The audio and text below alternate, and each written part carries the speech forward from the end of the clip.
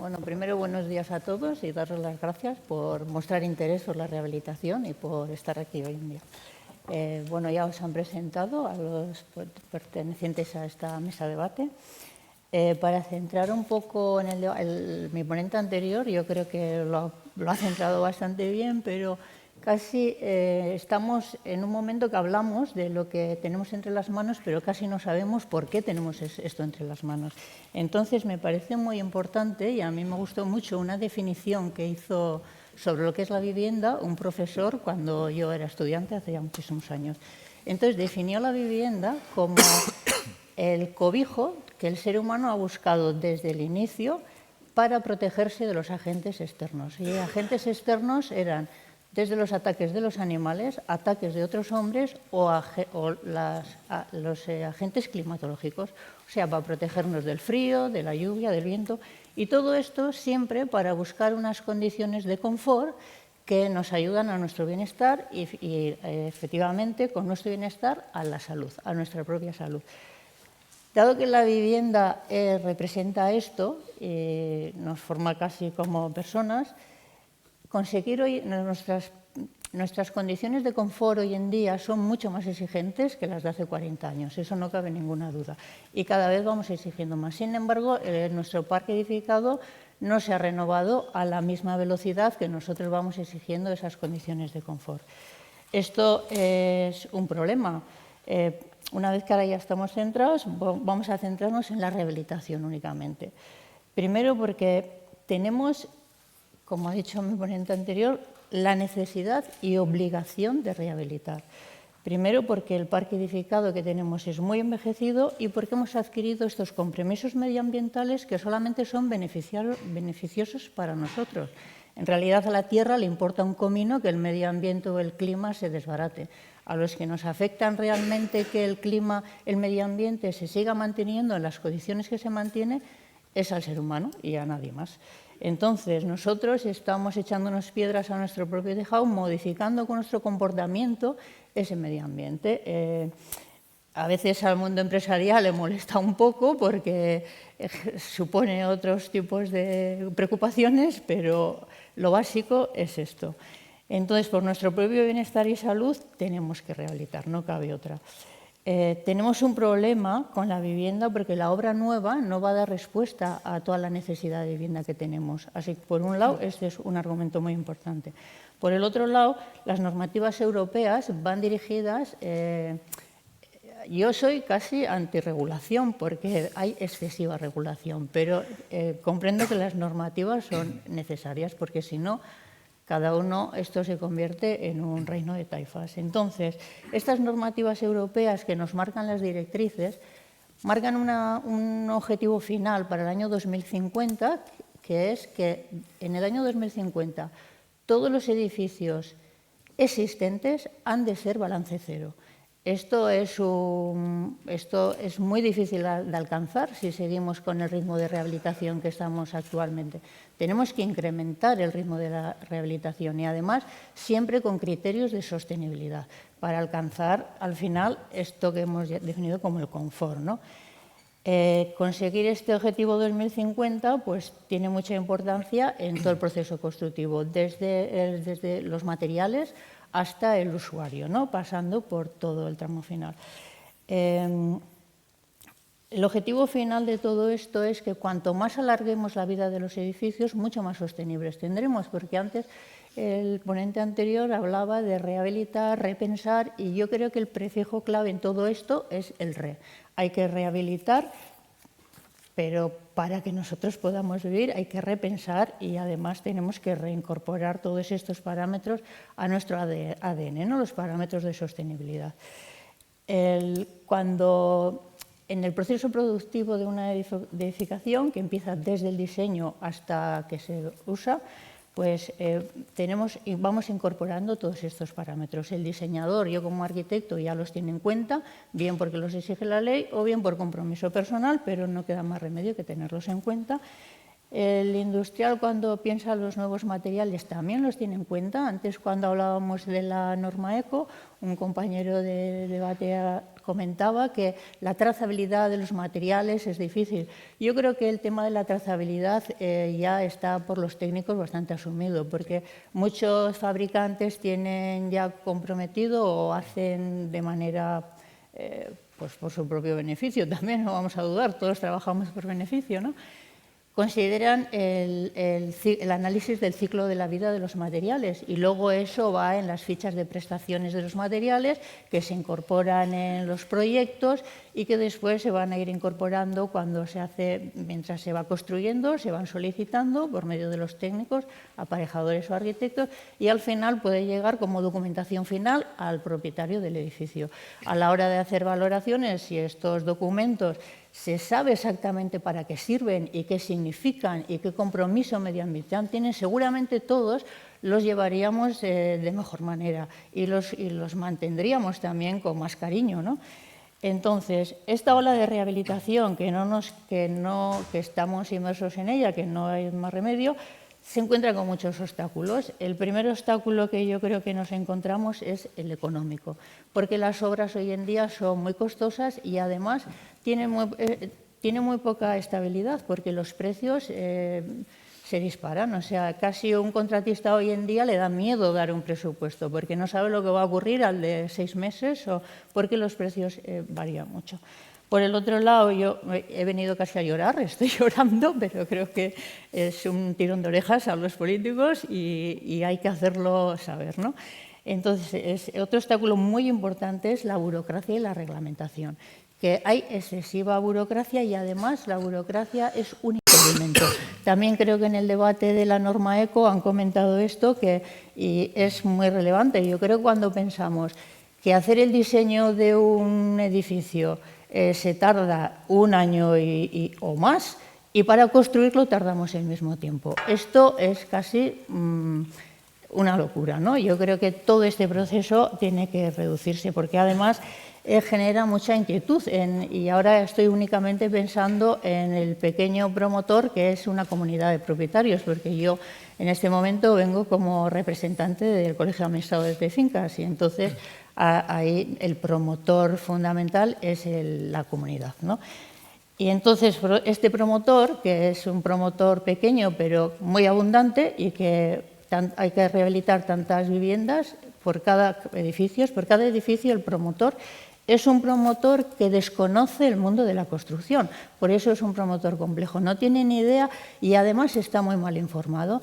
Él no tiene claro para qué sirve todo el gasto que le requieren hacer. También en esa ponencia que hablábamos de la orden ECO se ha hablado mucho del certificado de eficiencia energética. Yo creo que el certificado de eficiencia energética y la ITE son documentos que ayudan mucho al promotor, a este promotor pequeño, desconocedor del tema de la construcción, le ayuda mucho si sabe exactamente para qué sirve ese documento, porque él siente la sensación que únicamente sirve para hacerle gastar dinero. Es un papel más que no le vale para nada y que le cuesta dinero. Pero estos documentos tienen mucha validez si comprenden el significado del documento. Ahí voy a echar un tirón de orejas a los periodistas porque no saben transmitir bien para qué sirve esta documentación. Cuando compramos un coche, que es un ejemplo muy claro, a nadie se le ocurre comprar el coche sin preguntar cuánto consume este coche. Sin embargo, gastamos una cantidad de dinero terrible para lo que va en el gasto total en todo nuestro proceso de vida, sin preguntar cuánto consume esta vivienda. Si supiéramos que el certificado de eficiencia energética nos va a transmitir esta información, tendríamos un poco más de cuidado en preguntar esto, ¿no? Y además sabríamos si hemos hecho una buena compra o una mala compra. Entonces, yo veo que por parte de este tipo de promotor, que es el más amplio, lo que hay es mucha desafección, se siente realmente perdido y no tiene, cuando uno se tiene que plantear hacer una rehabilitación pensando solamente en el costo y que parece que no tiene ningún beneficio de esto, pues empezar a hacer obras le resulta muy complejo. He hecho esta introducción bastante larga, pero casi va a ser lo que va a dar pie a los tres que van a debatir en este momento, ¿no? Entonces, tenemos el pilar de los 3 pilares fundamentales, que sería la industria, el fabricante del material. Tenemos a Gorka como el que va a levantar el proceso que va a construir el edificio o reformarlo. Y tenemos a Mónica, que sería representante de los instaladores, el que hace la función de mantenimiento de las instalaciones, que es muy importante mantener y conservar muy bien la edificación. Entonces, sin más dilación, voy a dar paso a Luca Simonetti, que es director comercial del Grupo IVAS, para que con su perfil de fabricante nos comente lo que él puede plantear en base a toda esta larga presentación que he hecho. Vale. Buenos días a todos y perdonad mi castellano porque llego de Italia, así que pruebo a hablar de la manera mejor posible. Yo quería empezar por un lado. Nosotros somos fabricantes de sistemas SATE de Italia y somos en España desde 20 años, más de 20 años. Yo creo que en el 2005 empezamos a hablar de rehabilitación energética y oí escuchar un poco de nuevo de que si el certificado energético es importante o no, un poco me estropea, en el sentido que sí que es necesario. Son temas que ya toda Europa ha afrontado en los años y que yo creo que hoy en Italia, como en España, como en la otra parte de Europa, tienes que estar ya en el mercado. O mejor, tendría que estar ya en el mercado. Son muchos años, demasiado, un poco para llorar, ¿no? Como tú dices, ¿no? Fabricantes italianos que ha invertido en España porque creemos mucho en el mercado de la rehabilitación energética en España. Los datos son claros, ¿no? Yo me gustaría aportar un poco de datos también de Italia, simplemente porque podemos comparar, ¿no? Que es bueno o malo, ¿no? Pero antes decía el señor Bilbao, 4 millones más o menos 4 millones de inversiones en la rehabilitación, ¿no? 4.000 millones de inversión en la rehabilitación energética. Probablemente algunos de vosotros habéis escuchado lo que ha pasado en Italia, ¿no? En los últimos 3 años con el tema del Superbonus 110. En 3 años en Italia se han puesto una inversión de 112.000 millones en el mercado de la rehabilitación energética. Se han rehabilitado casi 500.000 edificios. Punto a capo, en el sentido. Lo hemos hecho bien, lo hemos hecho mal. Esto claramente lo vamos a ver en un futuro. Seguramente la cosa que me gusta decir es que, y probablemente lo que siempre un poco ha faltado aquí en España, es que la del Superbonus 110 estaba, por mi parte, la mejor campaña de marketing que un Estado ha podido hacer sobre el elemento de la rehabilitación energética. Hoy en Italia, desde la señora María o el señor Mario, todos saben qué es la rehabilitación energética, saben qué es un SATE, saben qué es un techo, saben qué son las instalaciones y hablan de eso. Y preguntan por eso, preguntan por los certificados energéticos y quieren comprar viviendas que tengan una certificación energética que sea de una clase buena. No digo A, A1, A2, A3, A4, pero como mínimo una clase C, B o A. Y esto me voy a conectar, cierro un poco la cosa con la primera intervención. ¿Por qué? Porque efectivamente lo que está pasando en España es lo mismo que está pasando en Italia. Pocas viviendas nuevas, alta demanda de viviendas de segunda mano, claramente, pero los propietarios prueban a comprar viviendas rehabilitadas. Los bancos, desde 2 años en Italia, non deca financiaciones para comprar o alquiler habitaciones que tengan una clase energética en clase F o G. Eso es un punto importantísimo. Necesitamos rehabilitar más, porque esto será el futuro. Después lo vamos a conectar con la Directiva Europea de Casa Green, ¿no? Que aquí pasa como decir, sí, en Europa, en Bruselas han puesto la Directiva de Casa Green. No, es ley, es una ley europea que cada Estado tiene un tiempo máximo, que es el año siguiente, para ponerla. Ese es un tema que creo que sea muy importante. Y la última cosa, me conecto para dejar las palabras a mis compañeros, también temas de las ayudas.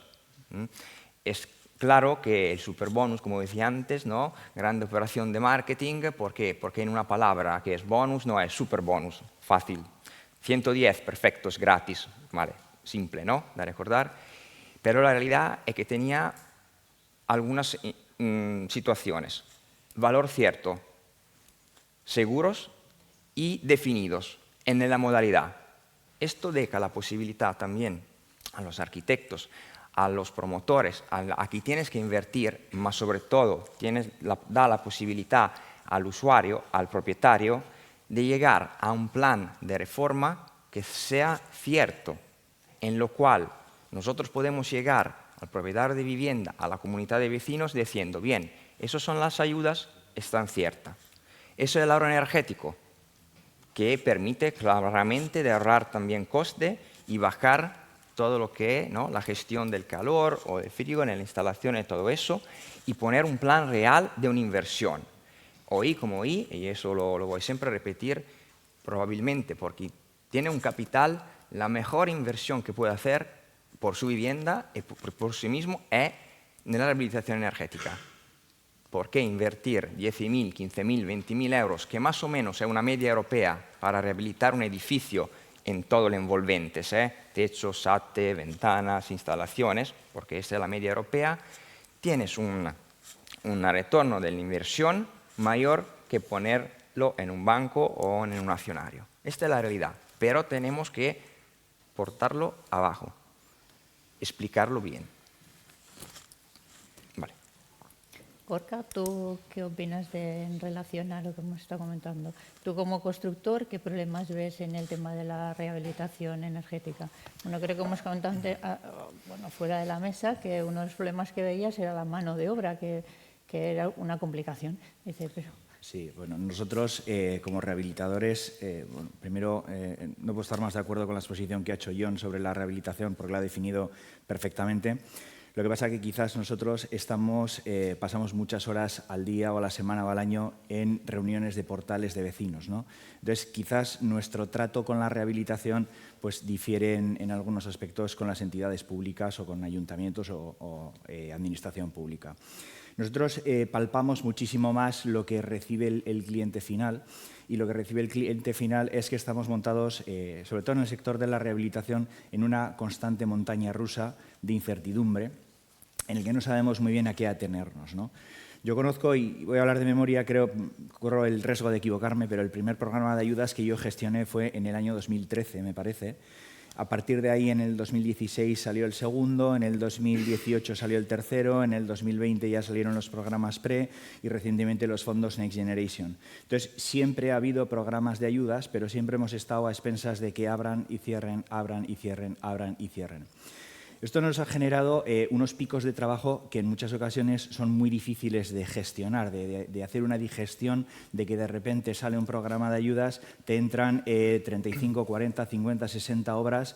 El programa de ayudas puede tardar tranquilamente un año en dar una resolución de si conceden o no, pero cuando hay una resolución, esa resolución dicta ya unos plazos para empezar y para finalizar la obra. Entonces, de repente te entra una inyección de 30, 40, 50 obras que es muy difícil gestionarlas. ¿Qué es lo que ocurre? Que tú pones todos los medios, pues tienes que tener unas oficinas que puedan gestionar todo eso, tienes que tener una maquinaria que pueda gestionar todo eso y, sobre todo, una mano de obra que pueda gestionar todo eso. Lo que ocurre es que posteriormente, cuando el programa de ayudas cierra y la rehabilitación vuelve a caer a expensas de esperar un nuevo programa, que ahora estamos hablando, he dicho 4 o 5 programas, pero mirando al pasado. No sabemos lo que va a ocurrir mirando al futuro. Entonces, en cada uno de esos valles, que es el que estamos viviendo ahora mismo con los Next Generation, hay una incertidumbre. Y hay una incertidumbre por parte de los rehabilitadores, que no sabemos si seguir creciendo o mantenernos, porque no sabemos lo que va a ocurrir en un futuro, pero hay una incertidumbre también por parte del cliente final, porque yo voy a hablar de casos propios.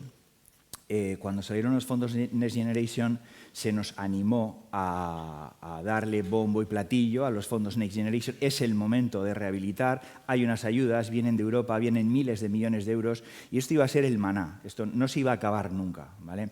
Por lo tanto, todos los que vamos a reuniones de vecinos habitualmente y vemos ahí, tratamos con la María y con el Carlos, que están en bata y zapatillas en una reunión, Y durante muchos años les tuvimos que explicar que las ayudas no eran la chica de la curva, es decir, que todo el mundo ha oído hablar de ellas y nadie lo ha visto. No. Al principio fue muy difícil. Luego todo el mundo tenía un amigo, todo el mundo tenía un conocido que había gestionado unas ayudas y hoy por hoy es Vox Populi que hay unas ayudas que son muy potentes y que hay que rehabilitar. El problema está en cuando hemos vendido esas ayudas, concretamente en mayo, en febrero, en abril del año pasado, y esa gente ha confiado en nosotros y han contratado a una deña, han contratado un estudio de arquitectura, le han encargado un proyecto para rehabilitar un edificio.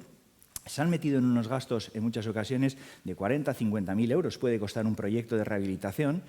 Y en junio del año pasado, a golpe y porrazo... Perdona, 40 a 50.000 euros por propietario. No, un proyecto, contratar un estudio de arquitectura, un proyecto viene a costar de media un 7% de lo que es una ejecución. Pero al propietario también le va del orden de 30 o 25. No estoy hablando de la rehabilitación, estoy hablando del primer paso, que es contratar un arquitecto, ¿vale? Entonces, esta comunidad de propietarios se mete en un gasto, se cortan las ayudas para rehabilitar y ahora me encuentro que tengo un proyecto, tengo que pagar X mil euros a un estudio de arquitectura, pero no puedo ejecutar una obra, ¿vale? Entonces, esta es la incertidumbre que llevamos viviendo desde hace muchos años. Estoy de acuerdo con Jon, ha utilizado un término que yo lo utilizo también mucho. Nosotros, los rehabilitadores siempre hemos sido los hermanos pequeños en el sector de la construcción. Recientemente, yo creo que la rehabilitación hemos hecho un crecimiento muy grande en el que hoy en día, y además se han presentado unas gráficas, se está rehabilitando más del doble que hace 10 años, ¿vale?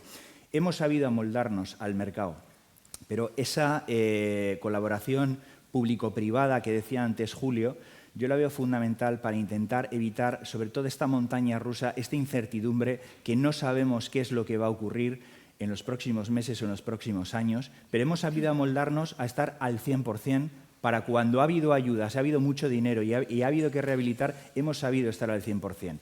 Ahora que no hay ayudas, que no nos dejen con esta incertidumbre, ya no a los rehabilitadores, sino también al usuario final, porque nos llaman constantemente. Nosotros seguimos haciendo reuniones en los vecinos, en los portales de vecinos, y nos preguntan qué va a ocurrir. No tenemos ni idea, no lo sabemos.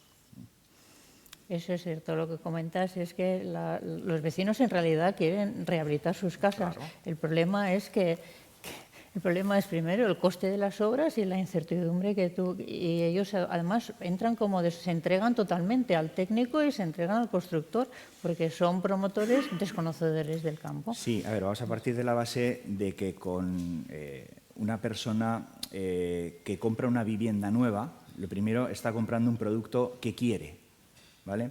En muchos casos, a una persona que vamos a rehabilitar su edificio, en muchos casos hay propietarios que no quieren, por las circunstancias que sean, ¿vale? Entonces, ten presente que en una comunidad de vecinos que viven 40 personas, hay personas de todas las políticas, de todas las economías, de todas las culturas, y tratar con ellos ya es difícil, es muy complicado. La parte complicada de rehabilitar no es ejecutar una obra. Somos rehabilitadores, sabemos hacerlo. La parte complicada de rehabilitar es el trato con el cliente, ¿vale? Entonces, tenemos un promotor que es muy difícil, es muy duro. Cuando consigues convencer al promotor de que es bueno para él rehabilitar y hacer una obra, que cuesta en muchas ocasiones muchísimo tiempo y esfuerzo y dinero convencerle, contratan este proyecto tarda X meses en hacerse. Cuando el proyecto está hecho, hay que licitar por parte de diferentes constructoras, hay un proceso de tiempo de licitación. Y tenemos que darnos cuenta también que las comunidades de propietarios se reúnen una o dos veces al año. Con lo cual, desde que deciden pedir un presupuesto hasta que deciden votar ese presupuesto, en muchos casos pasa un año o año y medio. En ese momento que aceptan a una empresa constructora, hay que solicitar unas ayudas. Estas ayudas también suelen tardar de media en gestionarse en torno a un año, ¿vale? Y cuando hay una resolución favorable o desfavorable de las ayudas, el cliente ya sabe a qué atenerse, sabe si cuenta con ello o no, decide pedir una licencia de obras. Y en muchos casos los ayuntamientos están tardando muchísimo tiempo en conceder las licencias de obras. Por lo tanto, cuando se puede empezar una obra, en el mejor de los casos han transcurrido también 3 años y pico desde que se presentó por primera vez un presupuesto. Tienes que decirle al cliente que ese presupuesto ya no vale. Vuelve a empezar otra vez con ese promotor complicado a explicarle que hay que actualizar los precios, etcétera, partiendo de la base de que siempre los que nos dedicamos a rehabilitar o a construir, ya vivimos con el San Benito de que la gente pues confía muy poco en empresas constructoras, ¿no? Siempre creen que les estás intentando engañar. Entonces, al final son todo obstáculos los que te vas encontrando a lo largo del proceso de una rehabilitación. Por eso insisto, y además Julio yo creo que antes ha hecho hincapié en la cooperación público-privada para tratar de reducir todos estos tiempos, que una rehabilitación desde que se plantea hasta que se monta un andamio, el tiempo sea el mínimo posible para que la gente no se agote, no se canse y no haya tantas variaciones de precios, variaciones de presupuestos, etcétera. Muy bien. Mónica, tú finalmente como instaladora y mantenedora de todas las instalaciones que al final nos van a dar ese medio ambiente interior dentro de cada edificio, ¿qué nos puedes aportar? Bueno, pues primeramente buenos días. Deciros que bueno que habéis hecho una introducción y una mesa muy agradable. Habéis dado con el tino de la importancia de la rehabilitación y de los problemas que nos encontramos en el camino, porque como muy bien has dicho, nosotros somos los que estamos prácticamente con el cliente final y ese cliente final es una comunidad de propietarios que no es como una constructora, que es una empresa con una serie de cultura diferente. Entonces, nosotros en el mundo de las instalaciones yo me voy a centrar sobre todo en las reformas de salas de calderas. Nos encontramos con unas salas de calderas muy, muy antiguas, de más de 40 años de funcionamiento. Esto que nos dice pues que es verdad que han sido y son eficaces, pero vamos, cero eficientes. Aparte de eso, tenemos una serie de normativas que cumplir todos los comuneros que vivimos en comunidad en un espacio muy corto de tiempo, Agenda 2020-2030. Y con todo este cóctel vemos que las empresas del sector somos incapaces de darle la celeridad que tenemos que darle a poder llegar a cumplir con esta normativa. Entonces, cuando nos ponemos a pensar qué es lo que tenemos que cambiar o puntos de mejora, encontramos 3 puntos que hay que trabajar. Uno de ellos es la comunicación. Es decir, nosotros cuando vamos a presentar una reforma de sala de calderas, me imagino que tú también lo has dicho, claro, yo voy y digo, pues mira, que es que tenéis que reformar porque el gasóleo, por ejemplo, en el 2030 hay que dejar de usarlo con tal norma y te dicen, claro, tú tienes interés, eres parte, ganas dinero, ¿no? Entonces, esta situación lo que hace es que el vecino de a pie empiece a desconfiar. Creo que este elemento podríamos cambiarlo con una colaboración público-privada, es decir, que las administraciones públicas nos ayuden en la comunicación. Es decir, que nos basemos en esa información que previamente han dado las administraciones públicas. Un ejemplo de esto lo hemos hecho con el Ayuntamiento de Bilbao. Hemos firmado un convenio de colaboración por medio del cual vamos a incentivar las transformaciones de salas de calderas de gasóleo a otro combustible más amable con el medio ambiente, por medio del cual lo que hace el Ayuntamiento de Bilbao es precisamente comunicar a todas las comunidades de propietarios que están usando gasóleo en Bilbao que están usando ese combustible, que ese combustible el 2030 desaparece y que hay unas empresas que muy gustosamente vamos a intentar ayudarles en cumplir ese menester. Esto lo que va a hacer es que cuando vayamos a una reunión de vecinos en las que haya que presentar esa reforma, que ya ha sido comunicada durante varios años, como bien dices tú, que esto nosotros ya lo vamos trabajando, pues al menos al saber que el Ayuntamiento de Bilbao va de la mano, pues el vecino se siente más protegido. Otro elemento que tenemos muy importante es el económico. Nosotros cuando llegamos a las reuniones de vecinos nos encontramos con que las comunidades están exhaustas, no tienen dinero. Han hecho ya reforma de fachada, accesibilidad, me parece terrible tener una casa y no tener ascensor, o no tenerlo a cota cero. O sea, me parece obras muy importantes, las humedades, o sea, es que todo esto me parece muy importante. Y ahora llegamos nosotros, que si la reforma es sala de calderas. Y es que encima lo mejor y lo peor de todo es que las salas de calderas funcionan. Entonces, ahora que me estás contando, ¿para qué tengo que reformar yo un elemento que funciona?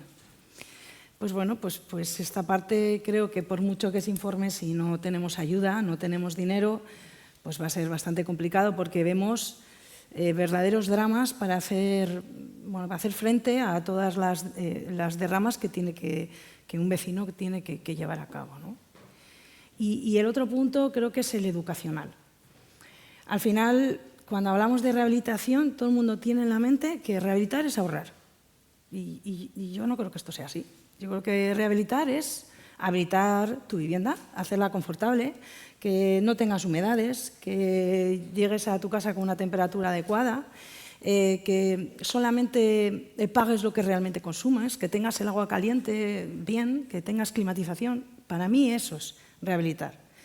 Por supuesto que hay rehabilitaciones que van a ayudar a ahorrar, pero no tiene que ser ese el objetivo, sino vivir bien en tu casa. Y luego, además, pues para rehabilitar hay que invertir. Y ese es otra vez otro escollo que nos encontramos, porque no toda inversión es amortizable, sino que es que la realizas para uso y disfrute. Tú has utilizado el ejemplo del coche, pero es que yo cuando compro un coche no pienso en que lo voy a amortizar, sino lo compro porque lo necesito y lo voy a usar. Y quiero que tenga unas prestaciones que me hagan cómoda la conducción. Pues es lo mismo en rehabilitación. Y no quiere nadie oír hablar de rehabilitación si no es para ahorrar o para amortizar la inversión, ¿no? Entonces, bueno, pues esas tres patas sí creo que deberíamos de intentar darle una vuelta y que entre todos los agentes que somos partes y somos actores de una rehabilitación, colegio de administradores, fabricantes, constructores, instaladores, mantenedores, muy importante el mantenimiento una vez hecho la instalación, porque hacemos que perdure más en el tiempo y si no, no hay más que ver los años de salas de calderas. Y, por supuesto, las administraciones públicas que nos ayuden tanto en comunicación como en economía. En ese tema, Mónica, si puedo. Yo creo que al final es así, es la diferencia entre rehabilitar por necesidad o rehabilitar por visión, teniendo un plan. Si rehabilitamos por necesidad, porque se cae el hormigón o porque se falla la caldera, nunca llegaremos a integrar y llegar a la sostenibilidad. Porque, me lo preguntaste antes, los fabricantes ya estamos suficientemente sostenibles. Nuestro ciclo de producciones, hablamos siempre de protocolos, ¿no? Como se dice, desde la cuya hasta la tumba, ya todo esto es realidad. Pero nos falta integrar todo el proceso, porque si cada uno llega en un momento diferente, encuentra lo que está diciendo Mónica. Sobre el tema de los protocolos de control que sentían en la primera intervención, ya están, ¿no? El protocolo BRIM, el protocolo LEED y otros. El tema es que son protocolos complicados que tienen la necesidad que todos, ¿no? Que están en la cadena del valor trabajen juntos, el ejemplo de antes con el BIM, por ejemplo, otros instrumentos, para llegar al fin común. Pero tenemos que planificar. Estoy contigo totalmente, hay que planificar. Pero también voy a decir una cosa, yo creo que todo el mundo quiere tener una buena casa y todo el mundo quiere rehabilitar, no cabe ninguna duda, todo el mundo. El problema que tiene principalmente la rehabilitación de lo que estamos hablando, que es a nivel de propietario de comunidad de vecinos, es el costo de la obra. Y antes te he interrumpido un poco porque yo creo que el costo que está saliendo en las obras de rehabilitación actuales, que son enfocadas principalmente a la eficiencia energética, es de 30.000 euros por propietario, es mucho dinero, ¿no? Entonces, ahí necesitamos que las ayudas también se pongan un poco en la onda, ¿no? Ayudar, o sea, que empiecen a... Y además que sean fáciles, o sea, que conseguir ayudas tiene un trabajo que es casi una carrera de obstáculos. Deberían de ser más fáciles, que entren de una manera sin tanta traba, ¿no? Esto es por un... Pero también me parece importante que lo mismo que evolucionamos nosotros y tenemos la obligación de mantener el edificio, no solamente la instalación, el edificio es muy importante, su fachada, su cubierta. Envolventes. Eso, la verdad, que se desprecia bastante, no sé por qué. Se mantiene mucho el ascensor, se mantiene la instalación, pero el resto del edificio no se mantiene mucho. Y eso es una labor que también hay que educar a la gente, que hay que hacer y que es en beneficio propio y que al final es un ahorro, ¿no? Pero si Pensando que estamos evolucionando, yo creo que los materiales van a evolucionar mucho y además la industrialización, que es algo que todavía en rehabilitación no tiene mucho peso, creo que también es algo que debiéramos de plantearnos y seguramente se están planteando muchos fabricantes, ¿no? Claro. Y también esa industrialización y estos nuevos materiales los van a tener en cuenta luego los constructores, que tienen que tener personal cualificado para poder aplicarlos, ¿no? Todo eso quiere decir que tenemos que trabajar todos a una, incluso desde la preparación de la gente, ¿no? Ahí es que el otro día que hablábamos que faltaba mano de obra, yo he estado hablando con una compañera mía que se dedica a dar clase en una escuela de edificación y ella veía el problema al revés, porque decía que muchos de sus alumnos no encuentran trabajo y entonces digo yo, hay algo aquí que está desconectado. Creo que hay que trabajar desde el inicio y tanto desde las escuelas hasta el usuario que es el que va a vivir, todos en conjunto, ¿no? Tenemos que, creo que... Sí, yo para finalizar, Vale, Beñe, sí. estoy de acuerdo con lo que ha comentado Mónica al 100%. Yo mi visión de la rehabilitación, ella ha dado su punto de vista, es la rehabilitación para mí es primero seguridad del edificio, la rehabilitación es economía del edificio, la rehabilitación es confort en las viviendas, la rehabilitación es revalorización de esas viviendas, la rehabilitación es accesibilidad. Nosotros estamos ejecutando ahora mismo un barrio en Durango donde me consta que hay una persona que lleva años sin salir de su casa, años. Y está esperando porque nos quedan 2 meses para que el ascensor empiece a funcionar para poder salir por primera vez de su casa. Esto parece mentira que esté pasando ya no en el País Vasco, en España, ¿vale? Es medio ambiente y para mí la rehabilitación también es una economía fiscal porque la cantidad de impuestos que se generan con la rehabilitación, que dicho sea de paso, son exagerados, van a parar a las arcas generales del Estado, ¿vale?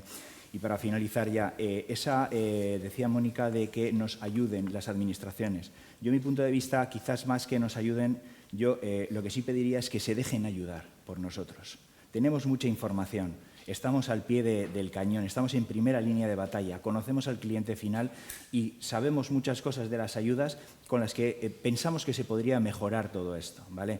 Lo primero, intentar buscar un efecto más aspersor, porque en el último programa de ayudas se han gestionado ayudas en el que se han concedido en muchas ocasiones hasta un 80% de ayuda a una comunidad de vecinos y hay muchas otras que se han quedado sin nada, ¿vale? Tenemos ideas de cómo hacerlo. Y las únicas ayudas que quedan vigentes en estos momentos, que son las del Gobierno vasco, que dicho sea de paso, la Administración, chapó, mi enhorabuena, porque ellos son los que han fomentado que la rehabilitación haya crecido con todos estos programas de ayudas, pero sí que nos gustaría matizar o mejorar todo esto. Con un simple ejemplo, son unos segundos ya, y es que el único programa de ayudas que hay ahora mismo vigente, que es el del Gobierno vasco, concede unas ayudas a una comunidad de propietarios en función de unos parámetros, puedes alcanzar entre 30.000 y 50.000 euros, pero es discriminatorio. Son los mismos 30.000 o 50.000 euros para una comunidad de propietarios de 6 vecinos que para una comunidad de propietarios de 46 vecinos. No se pueden gestionar las ayudas de esta forma. Creo que tenemos que darle una vuelta y insisto en que la colaboración público-privada con la potencia de la Administración y los conocimientos de los que estamos a pie de calle podemos mejorar todo este sector. Estoy totalmente de acuerdo. Creo que nos hemos pasado algunos minutos, así que tenemos menos tiempo para el café. Lo siento mucho. Gracias.